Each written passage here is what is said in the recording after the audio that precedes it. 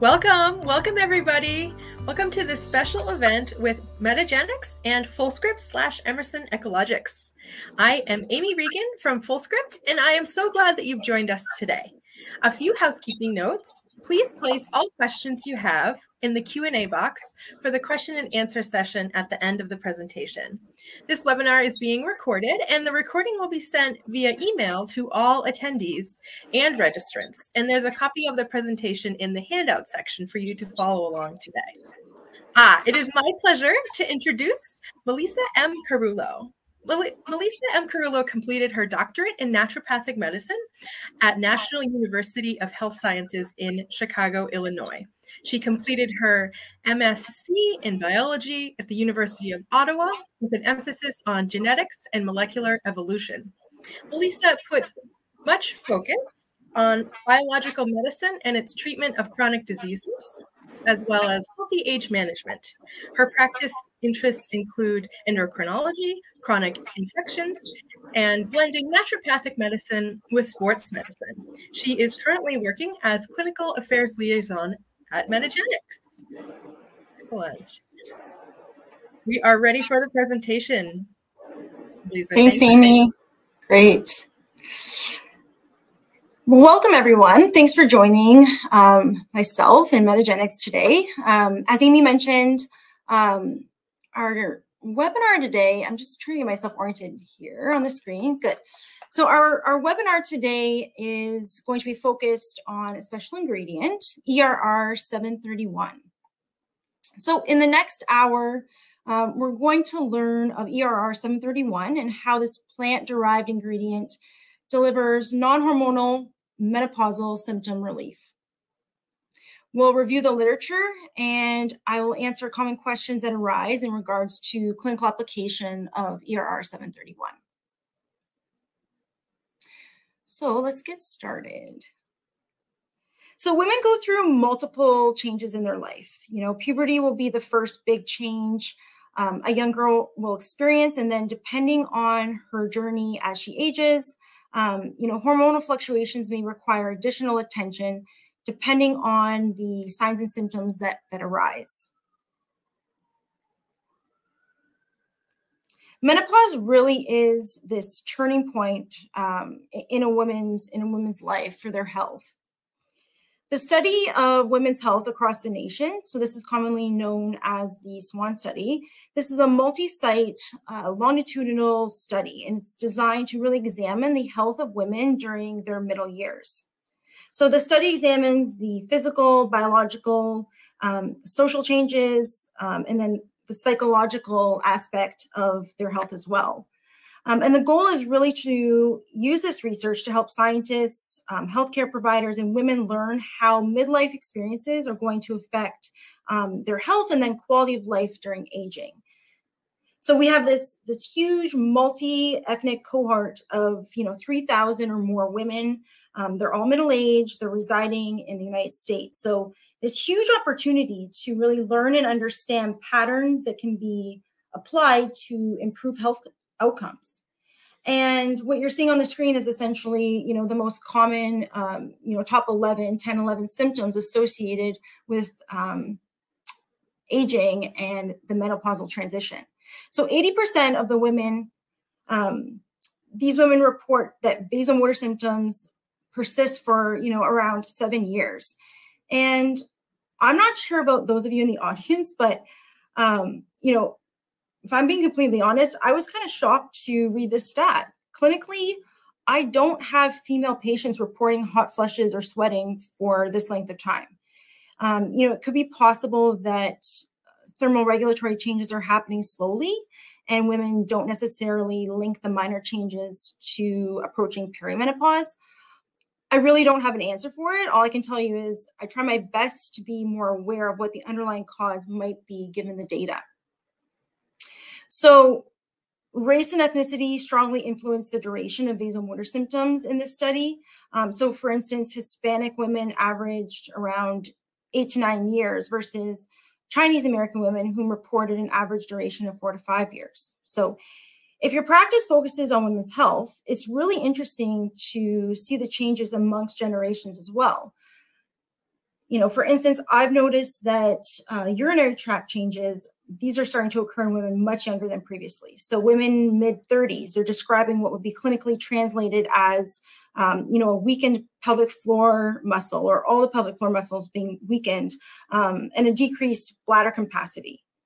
So I'll touch on these symptoms again later on in the presentation, but these are just a few things that are, crazy to think about, that the SWAN study is ongoing and symptomology is changing generation to generation.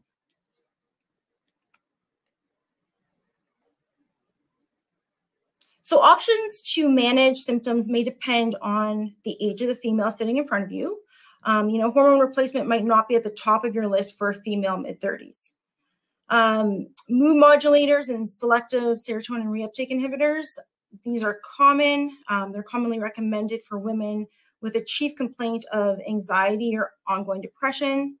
For women that may not be candidates for hormone replacement therapy, maybe that's because of a medical history of, estrogen receptor cancer, or maybe it's just simply, again, their age, maybe just too young to be given hormone replacement at this time.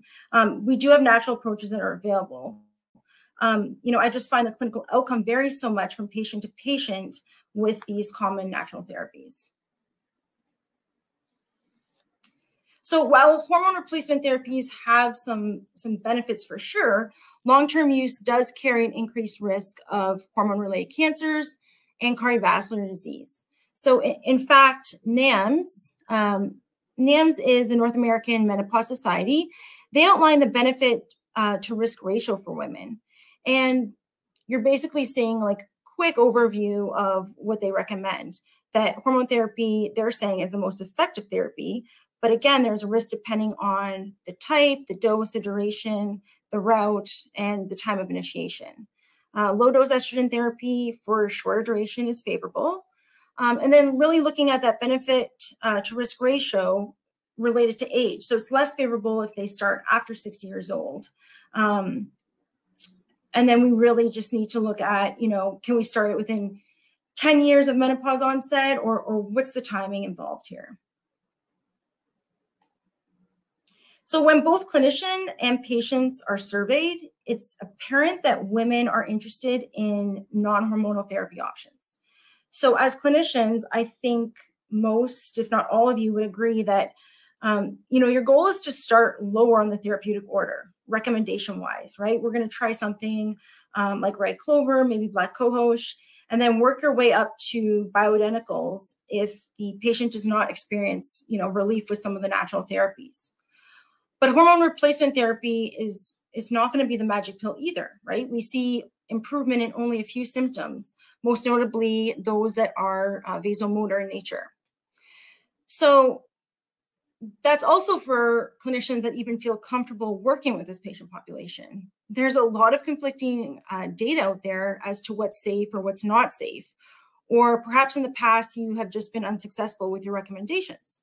Natural therapies you might have tried revealed mixed results with patients, and now you've just moved away from treating this patient population.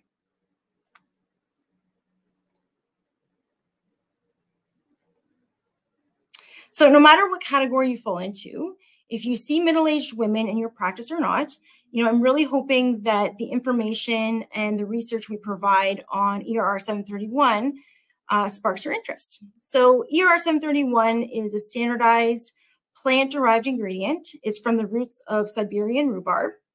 And the active constituents are rhaptonicum and soxyrhaptonicum, and they deliver a non-hormonal menopause symptom relief option for patients. So to fully understand how ERr 731 works mechanistically, I think spending a little extra time here on the next few slides is really worth our while. So recall that there's two types of estrogen receptors. There's alpha and beta. The receptors are distributed throughout the body in many tissues. And that's the very reason why the list of possible symptoms associated with perimenopause, the transition to menopause and beyond, stretch from head to toe. Like literally every organ system is involved one way or another here. Also note that some tissues may have both alpha and beta receptors, or predominantly one of the two. So for instance, you can see from the slide that estrogen receptor alpha is present mainly in the uterus, breast tissue, bone, whereas the lungs just have the estrogen receptor beta present. It's also important to understand and appreciate the effects of both alpha and beta receptors. So the physiological functions of estrogenic compounds are modulated very largely by the receptor subtype they bind to, so whether they bind to alpha or beta. So estrogen receptor alpha is more than often displaying proliferative action versus estrogen receptor beta, which is anti-proliferative. Estrogen receptor beta downregulates or antagonizes the estrogen receptor alpha. So the beta subtype is really the brakes, and the alpha subtype is the accelerator. Estrogen receptor beta expression results in a significant decrease in estrogen receptor alpha protein levels. So we have more of a protective effect from beta onto alpha. And so I've tried to discuss these in different statements so you can really understand that it's a yin and yang relationship between the two receptor subtypes. So estrogen receptor beta poses the effects of the estrogen alpha receptors overall.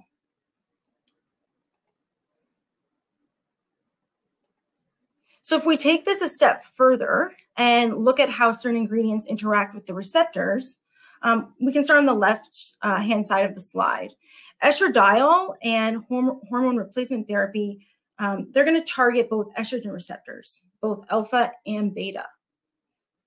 Phytoestrogens, these are natural substances that are able to exert estrogen-like activity, and that's because the chemical structure is quite similar to estradiol. Phytoestrogens also bind to alpha and beta receptors.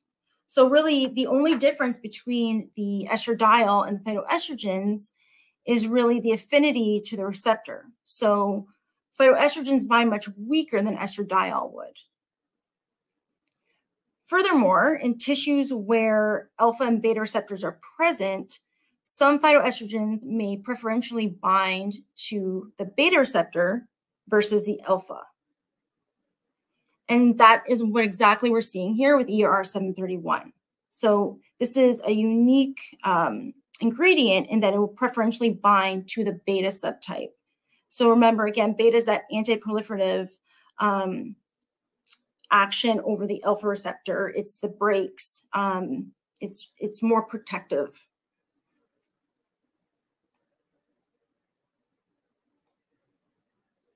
So this study published by Metagenics in collaboration with the North Carolina State University is showing this binding affinity taking place. So both graphs are demonstrating how estradiol and ERr 731 bind to the alpha receptor. So you can see that on the left, the graph on the left-hand slide, and then the beta estrogen receptor is being compared, on the right-hand side of the graph, we're seeing ERr 731 compared to estradiol and the binding affinity for the beta receptor. So ERr 731 is the blue line, and then estradiol being the orange line. So you can see that when we look at how it binds to the alpha receptor, it is present, but there's almost little to no affinity for the alpha receptor versus that of beta. So because of this, again, ERr 731 is said to be selective for estrogen receptor beta. I hope it's clear that from the graph and the description, we cannot say that ERr 731 exclusively binds to the beta receptor only. We are seeing some activity on alpha, but again, very little compared to what would selectively bind to the beta receptor.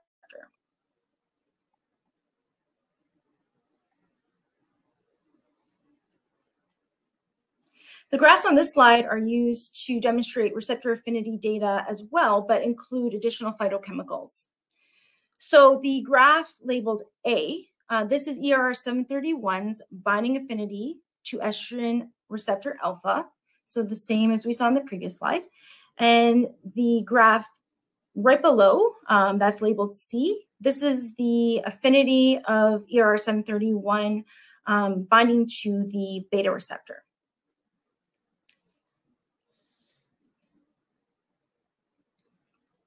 Graph B plots the binding affinity of isoflavones, so genistein and S-equol, which are both derived from soy. So the estradiol in this graph would be orange once again. We have ERr 731, which is blue. There's very little of that along the bottom. And then the two soy isoflavones, which are different shades of green. We're looking at the same constituents in graph D, but we're looking at how they're going to bind to the beta receptor. So essentially what you're going to note here is that both soy isoflavones, they follow a similar pattern to estradiol, right? They're going to bind to both alpha and beta receptors.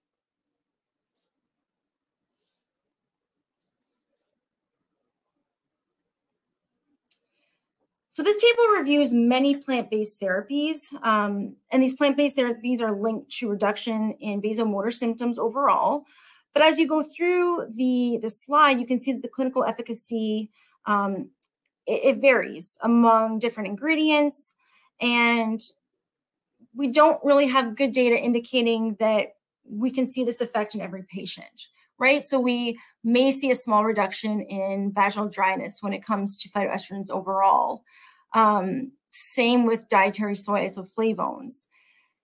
Red clover, we might see a significant reduction in night sweats, but clinical use might be effective. We didn't see this in every patient that was trialed.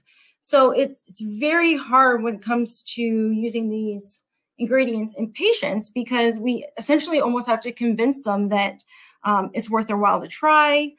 We can't be sure of what the symptomology reduction would look like, if any at all. So what we need is something that we could, rely on more, an ingredient that we're going to see the same results over and over again. So we can explain to patients, how the ingredient works, what to expect, and then also just a quality of life on their end. We want to help women going through this transition because, again, to date, there's not much ingredient-wise that we can give patients that will really relieve any symptomology other than vasomotor.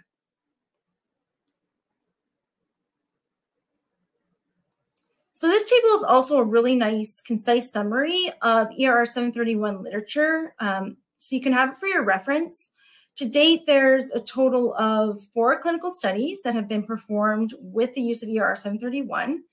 The durations vary from 12 weeks out to 2 years, all of which demonstrated significant improvement in menopausal symptoms. And we'll go through these in the next few slides.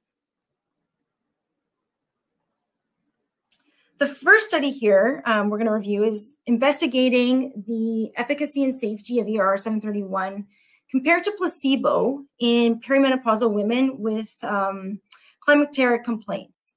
So this is a multi-center, randomized, double-blind, placebo-controlled trial with 109 women. So, all the buzzwords we want to hear about a study.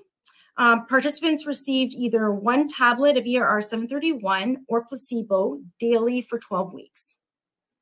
So the primary outcome criteria that was used to rate the efficacy was a change in menopause rating scale. So most of you probably are familiar with the menopause rating scale. It's widely used in many practices, but it's essentially a questionnaire with 11 symptoms associated with the transition to menopause, and women rate these, right? So the symptoms include what we saw on the previous slide with the SWAN study. So hot flushes and sweating, heart complaints, sleep disturbances, changes in mood, irritability, muscle complaints, etc. So I do think it's important to review these symptoms again, because really that correlation to menopause is often missed by practitioners. Maybe changes in sleep or vaginal dryness you won't miss, but in my practice, cardiac and musculoskeletal complaints those are sometimes overlooked 9 out of 10 times by conventional docs, or those that are just not putting, all the clues together for the patient.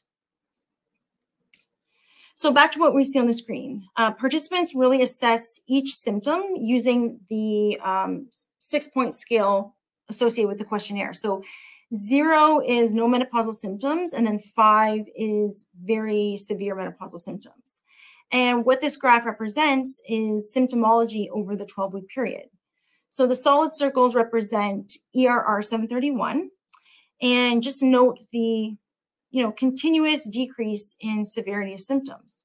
So the average score at the start of the trial is somewhere around 35. And, by the end of the 12 weeks, we're at approximately like 15, if my eyes are working correctly here. So compare this to the placebo group where there's not much change noted at all, right? Not much movement in that line up top. So when the scores for anxiety are plotted, you see a significant reduction from baseline to the 12-week mark compared with the placebo group. So again, ERr 731 is represented by the solid circles on the graph. And again, I don't know about you, but when I see this data, the wheels in my brain start turning, because I'm running through patients that present to my office, obviously with anxiety, but also thinking about those that, I'm trialing progesterone with. And maybe I'm playing with their dose. How are they doing with progesterone? Perhaps the two in combination would work really well together. Or maybe think about, how many patients do you currently have that have been prescribed an SSRI for mood fluctuations? Maybe a sleeping aid, right?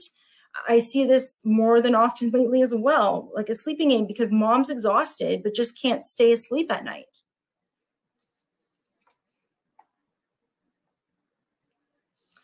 This data represents the change in menopause rating scale symptoms for the same two groups of women that we just looked at, but beyond the 12-week period. So those women who originally were in the ERr 731 arm during the 12-week intervention trial, they're continuing to supplement with the ERr 731, 1 tablet a day, and continue to experience reductions in symptoms by the 48-week mark, and then also by the 108-week mark. And that's represented by the dark blue line on the graph. Meanwhile, women who were originally in the placebo arm during that 12-week intervention, they begin to experience noticeable reductions in symptoms when they are switched to ERr 731. So at that 12-week mark, they're now given the beautiful ingredient, the ERr 731, and you can see also in this group by 48 weeks and then 108-week mark as well, the total score from the menopause rating scale has decreased significantly. So that's the blue line you're seeing. So again, very, very profound results that we're seeing. These are results that, again, we may or may not see with hormone replacement therapy alone. And actually, I could probably rephrase that and just, say that often the hormone replacement therapy is really just going to improve vasomotor symptoms and maybe 1 or 2 other symptoms associated with menopause. But the remainder of the symptomology, joint muscle discomfort, vaginal dryness often doesn't change that often unless it's a separate hormone therapy prescription that's applied topically. So this is something that we could look at either in place of or maybe in combination for women who are really struggling during this time. This bar graph represents the results of hot flashes only. And for some of you, the decrease may be more profound. Actually, this is not what we're looking at here. We're looking at reduced symptoms overall of perimenopause. This is, let me see.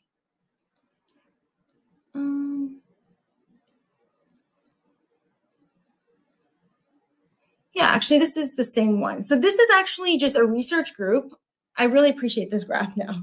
This is a research group who actually just are confirming our previous findings. So they're replicating the study we just saw in the previous slides, and doing it at a different test location. And essentially, they're seeing the same results. They're saying a decrease overall in 12 weeks from placebo versus those taking ER731.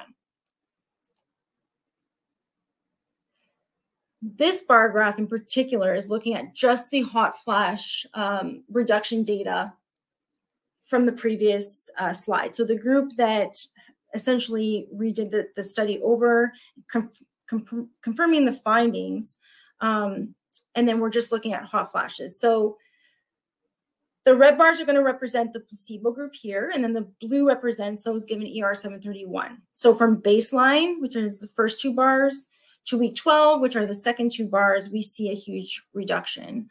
And it is quite easier to see the reduction here compared to the previous graphs, the line graphs. Okay, this graph is beautiful. This is exactly what, as clinicians, we want to see, right? This is the ER731 study arm data from baseline, which is shown in red, through the 12-week mark. So that's the light blue bars. And then finally, the dark blue bars representing the final assessment after 6 months. But the way this graph, this bar graph is broken down is by symptom. So how symptoms have, decreased on the rating scale. So obviously improved for the patient, right? Look at hot flashes and then sleep disturbances. Look at how those were top complaints by majority of the women, and then with huge decrease in total score by the end of the study, which is just remarkable. But even irritability, right? Oftentimes women just get, a bad rap for this time in their life because it's really hard. It's really hard on their mood, on their patients. It used to be that women have lots of patients if they have children, and then now we can consider it like a short fuse. And really, there's nothing conventionally or even natural that we can do to support that, right? Other than fix their sleep patterns, maybe. So it's just really great to see improvement overall in all these symptoms. There was a recent study published in 2021. This was an open label prospective study in Indian perimenopausal women. And again, it just replicates the same results that we've seen, that there's a significant reduction in their menopausal symptoms over a 12-week period.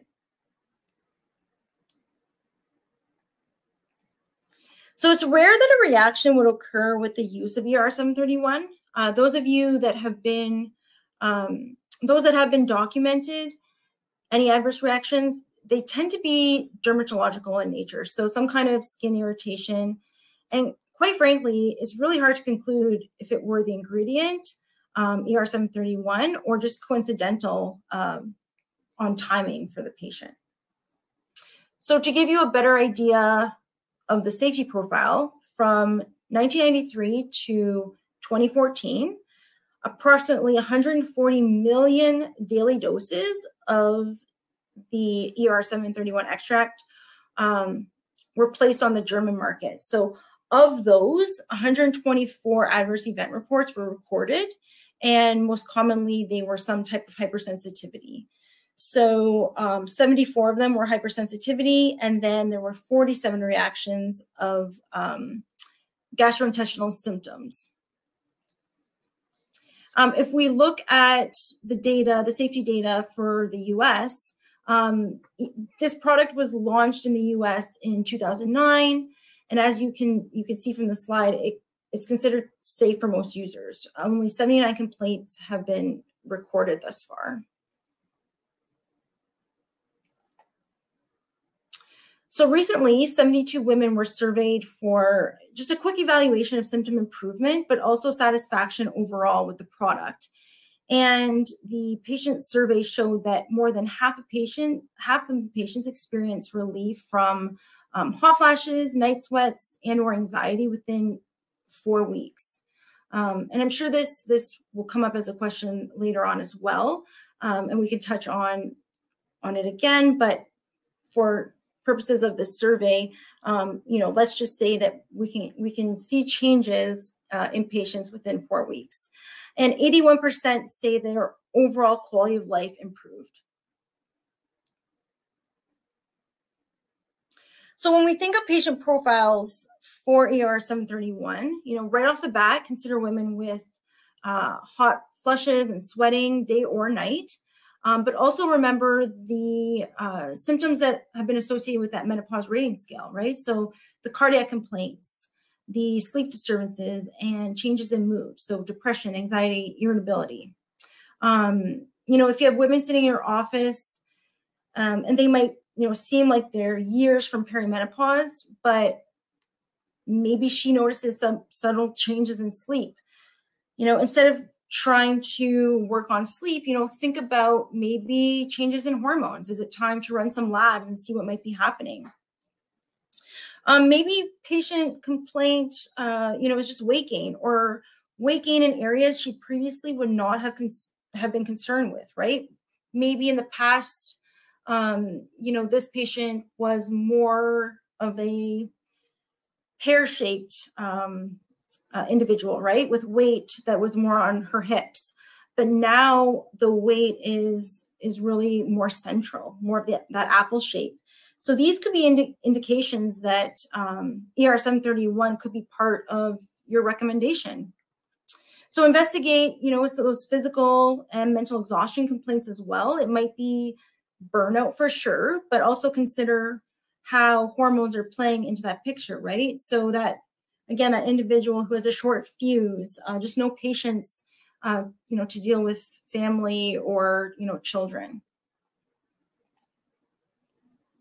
Investigate a little more when middle-aged women present with, frequent urinary tract infections as a new symptom. So it's one thing if they've always had urinary tract infections or frequent urinary tract infections, but when it's a new symptom that appears when, the patient is 40, 45, let's look at what might be happening transition-wise in her life. I think I mentioned women who fall asleep, but then they can't stay asleep. Or maybe after 3 or 4 hours of sleep, they feel fully refreshed, which is a little bizarre, right? So let's, again, what else might be happening? Let's consider that this isn't independent of, the perimenopausal transition to menopause. And then lastly, just labs are key, right? The more information you have to tell that complete story, the better. So what's happening with progesterone, estrogen, are androgens present? And what type of androgens might be present as well. So let's just summarize a few key points before I transition to answer more common clinical questions. So, thus far, we know that ER 731 is the only phytoestrogen with a 2-year-long safety and efficacy study. It's specifically going to activate ER beta receptors. We should probably change the way we say that and say it has an affinity for the beta receptor, right? Its preference is to bind to beta, but there is still very little, but still there, some alpha receptor binding. ER 731 is going to significantly reduce menopausal indications by 83% or more. And post-marketing data on safety surveillance and consumer complaints suggests that ER 731 is generally safe for consumption. Patients that were surveyed that took or are taking 731 found that more than half of these patients experienced relief from hot flashes, night sweats, and or anxiety within just 4 weeks.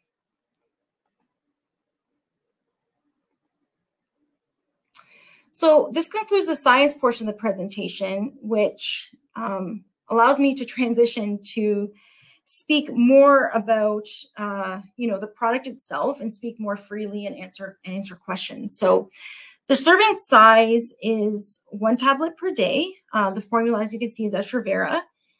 It's 4 milligrams of the root extract, and 1 tablet seems to be enough for most women. I can tell you that I have increased the dose for some, up to 2 tablets per day, but if they are taking any more than that, it definitely was their own decision. That would be not something that would come from me, because I just don't think it's necessary, essentially. So if your patient has a pattern associated with hot flushes, or if the sweats occur during the night, you can suggest that she dose before bed, or approximately 30 minutes before they usually occur. If there is no pattern that she can trace or associate, then, patient can just take, that 1 tablet at some point in the day, maybe the morning or at lunch. Some common questions that, appear over and over again when it comes to Estrovera is, one of them is, how long should a patient continue on the formula? So again, the studies follow women consuming this ingredient for 2 years. This is the data that's published. It's available. Given the safety profile, many practitioners have gone beyond the 2-year mark with patients. It's just not documented.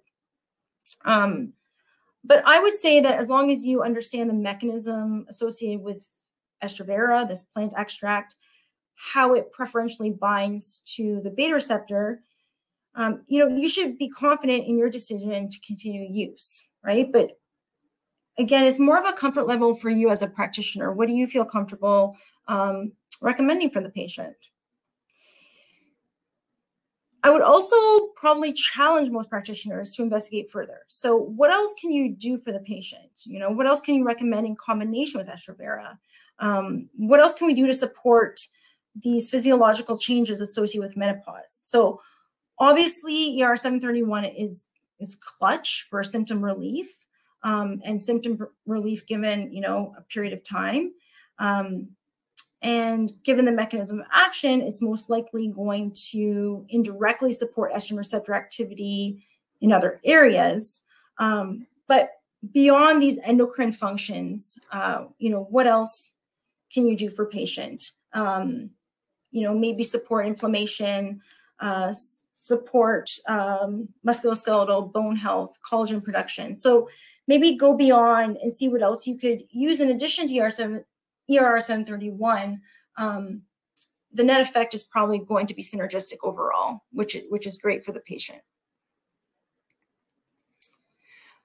Okay, so how do I explain to a patient how ERR731 works? So it is a plant extract. Again, it preferentially or selectively binds to estrogen receptor beta. Estrogen receptor beta is described as the brake. It's anti-proliferative. It's more protective over that alpha receptor. And we see little to no binding of ERR731 to that alpha receptor. How do I address the adverse events and patient pushback? Well, to be honest, there really shouldn't be very much pushback in this case. There really are no adverse events associated with Estrovera, other than, like we noted, a few hypersensitivity reactions.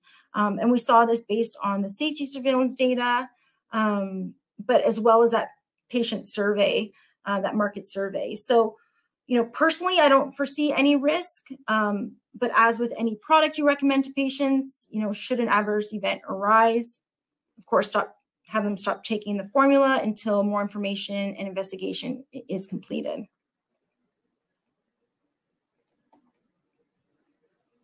So what patient types are not suitable candidates? So, at this point, we cannot say that Estrovera is safe for patients who may be undergoing cancer treatment, so chemoradiation. Unfortunately, we just do not have this data. Yeah, and I think I probably just leave my answer to that. Can patients who are taking tamoxifen be safe to take ER731? So this question, or any question surrounding, chemoradiation, cancer patients, previous history of breast cancer, it comes up quite often. So Again, following treatment for if patients have been treated in the past for breast cancer, obviously they're going to be at a higher risk of reoccurrence. And oftentimes they are prescribed various medications, such as tamoxifen or, an aromatase inhibitor, something similar to these categories of medications ongoing. So while there's no direct drug nutrient interactions with ER731 and these medications, one, we just don't have this data. We don't have this research following this group of patients.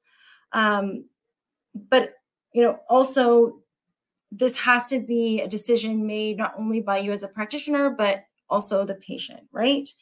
So I'm not saying it's completely contraindicated, but I'm not saying it's completely safe either. I think that you need to weigh the risk reward benefit for the patient. It would be similar to your patient taking a multivitamin or omega-3 or an antioxidant formula. You're always going to monitor these patients, and if you decide to recommend the formula, you're going to monitor them, but also there's a lot that goes into that decision. So we cannot absolutely give you a yes or no in these cases. Oh, okay. So this is the end of the questions I have to answer, but I think that maybe Amy has questions that have come through. Yes, thank you so much for that presentation. Yeah, I'm getting a little bit of a loop on me. Does anybody else hear that? It's an echo? Yeah. I don't hear it. Okay. Sorry. Perfect. That's okay. All right. Yeah, we had a ton of questions come through, which is great. And just a reminder, anybody place any of your questions in the Q&A right now, and we'll try to get them answered. So excellent. So let's just start right off with most engaging questions. So is it safe for women who have had hormone receptive breast endometrial or uterine cancers? Okay, so same response, right? So I'm not going to say it's not safe, but I'm not going to say it's safe, right? So maybe I can describe this a little bit differently or in a different way as well. So oftentimes practitioners who are treating cancer,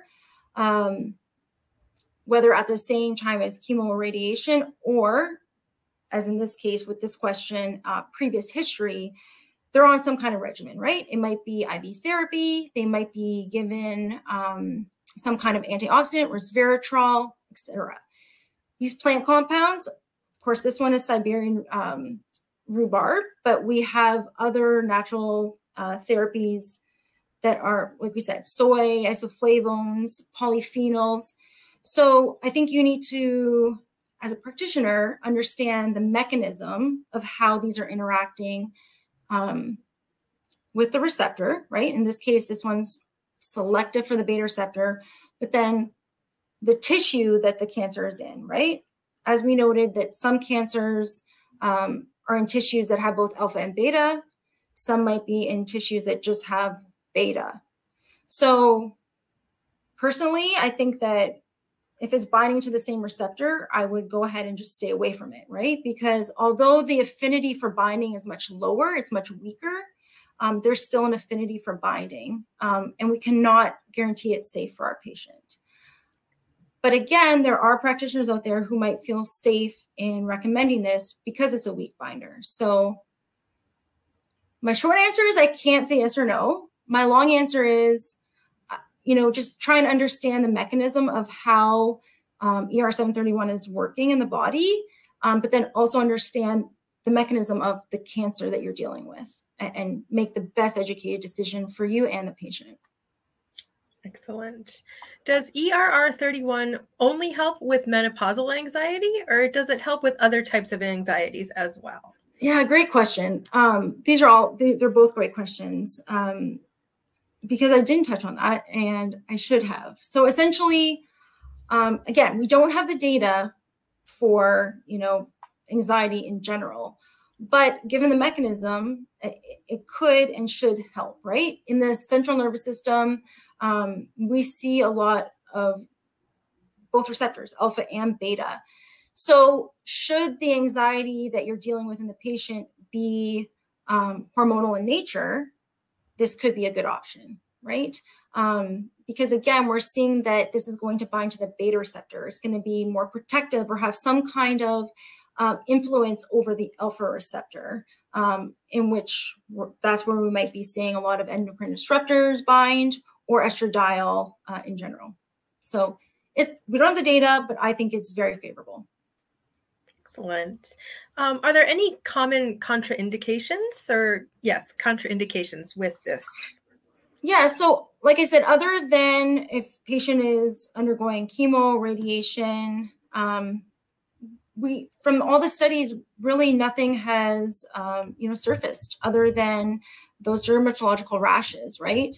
Which again, they might even just be coincidental at the time patient took them with something else going on. So nothing that comes to mind, but again, every situation might be different and sensitive. So just, evaluate that patient at hand. Are there any accurate tests to tell if a woman is in perimenopause? Yes, there's lots of tests to do. And if I didn't, make myself clear, I love testing. I think it's very important to be doing testing before, during, and after all the time. We need to be monitoring our treatments and just making sure what we're doing is helping the patient. So, sorry, Amy, the question was just for hormones in general, to monitor the hormones in general? To see if a patient is in perimenopause. Yeah. So without going into like a whole lecture of detail, there's definitely quite a few, right? Progesterone, androgens, estradiol. We're going to look at FSH, obviously, in particular, and then LH. But again, you have to understand what's happening in the body because the labs will fluctuate. And as I noted from the SWAN study, patients could be in this time period from anywhere from 2 years, 3 years to like 10, right? So we're seeing a fluctuation throughout that entire time. So we just got to keep monitoring. Okay. Just picking out the next question here. Is this product used mostly for estrogen dominance situations that it is protective for alpha receptors? Okay, let me think about that. Is it used more for estrogen dominance? Yes. Yep, that's the question. Okay, so let me kind of take that a different way. So in estrogen dominant situations, right? Often, linked to endometriosis, PCOS, what we see is that there is more binding to the alpha receptor, right? But then there's a component of that dominance, which comes from estrogen disruptors, right? So it can be used in those situations. But again, there's other things there's other contributing factors that you're going to work with there, right?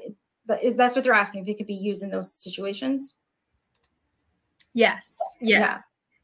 So I think that this could be part of your recommendation, part of your treatment plan, but understand that if someone is in estrogen dominance, that's a whole other, picture of pathophysiology taking place, right?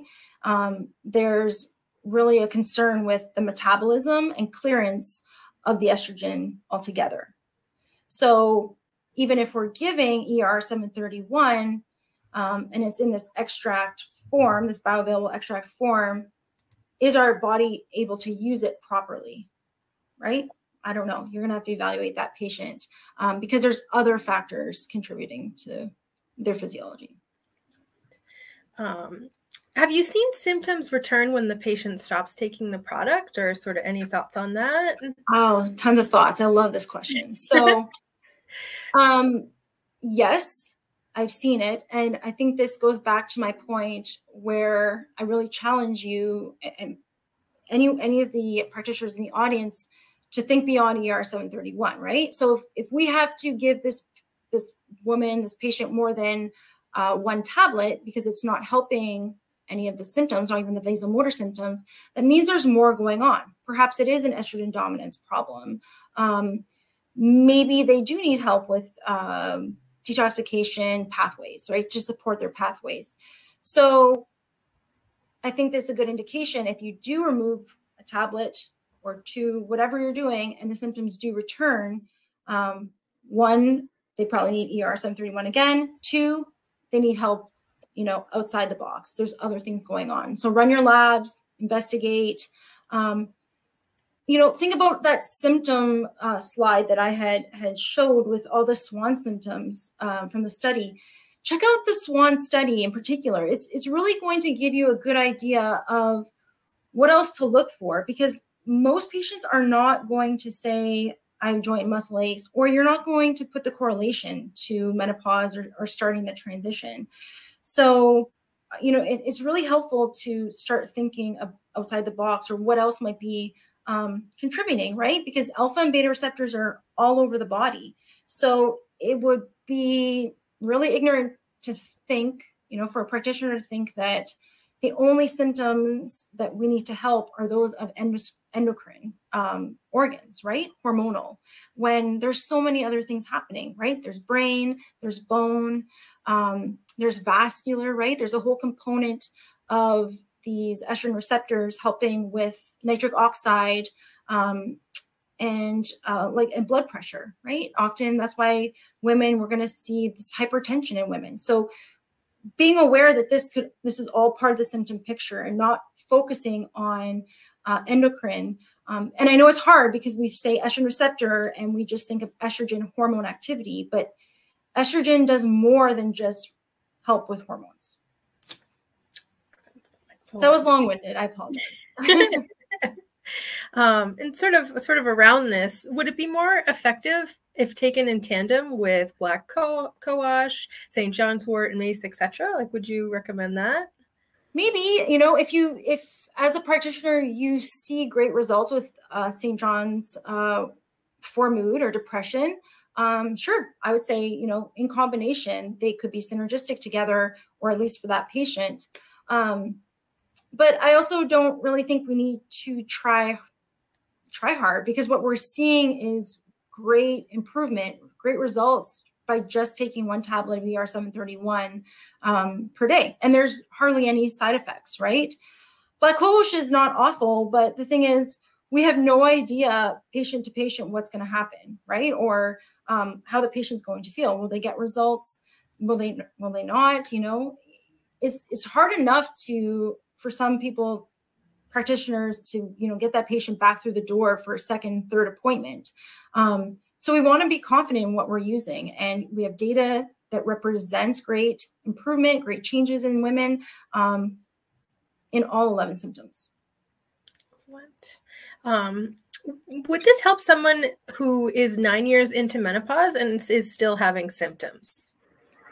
I think that's a great idea, to be honest, right? Because we saw from the NAMS, the information NAMS put out, that essentially, if we don't catch women within, you know, first, I think it was 10 years, or even sooner, to be honest, when you read a lot of the research, that we're increasing their risk if we start hormone therapy after that, hormone replacement therapy. So for sure, you know, if woman, you know, females come in your office and she's been even post-menopausal, who knows, greater than a decade, this would be a great option. Excellent. Are there any known side effects of sorts that you can speak to? Again, nothing that has come up in any of the safety surveillance data. And again, this has been for decades, right? This has been used in Germany for like over 3 decades, in the United States for, you know, almost 2 decades, and nothing other than some hypersensitivity reactions really take place. So again, the only contraindications, nothing is like labeled per se, warning, don't use. We don't have anything that's stopping you from using it in sensitive patient populations, such as chemo, radiation, past history. It's all we're saying is, you know, be diligent with what you're working with and do your homework and then decide from there. Yeah, and sort of to that, like, so would it be possible for someone in their 80s to take the product? Because it depends on the patient, obviously, but something that you might think of doing. Right. Excellent. Excellent. Awesome. So we are just about at time, and I just want to say thank you so much, Malisa, for your presentation today. Lots of thank you notes in the chat. So I want to say also to all of our attendees who spent some time with us this afternoon. Do you have sort of like just, you know, some final thoughts around the presentation and the product for today? Yeah. First of all, I want to thank you, Amy, and FullScript for having myself and Metagenics able to talk about ER 731 because it's just not a well-known supplement on the market right now. But the thing is, it is a natural ingredient. It's non-hormonal. You know, again, we see that it improves all 11 symptoms associated with perimenopause, the transition to menopause and beyond. And so my final thoughts are, I really hope you try this in your patients, right? I mean, this is a time that can be really dramatic, actually, for many women. A lot of women might not express themselves very well, but it's a time where a lot of struggles are had. And we know from the data that this can, you know, be up to 10, 15 years for some individuals. So to be able to put them a little bit more at ease, makes you a rock star. So you might as well try, you know, anything you can at this point, but especially something that has such significant safety data backing its use. Yeah. Excellent. Totally appreciate your thoughts on that. And I just want to say thank you to everyone who attended today again. Yes. And thank you also for this great presentation, Malisa. Everyone look out for an email with a link to the recording, as well as a special offer from Metagenics that they will be offering. Anyone who has any additional questions can send them over to me. My email address is amy.regan, R-E-G-A-N, @fullscript.com. And I hope everyone enjoyed their time with us today and enjoy the rest of your day. Thanks.